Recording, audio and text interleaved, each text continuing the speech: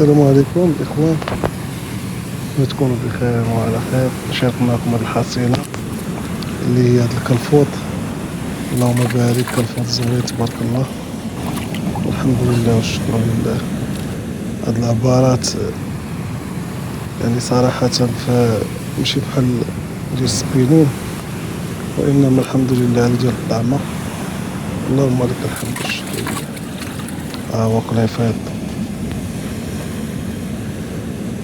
قنيفيط زوين، الله يجعل البركة. كاينة بوحدو، هذا راه ضارب على بيلوطة،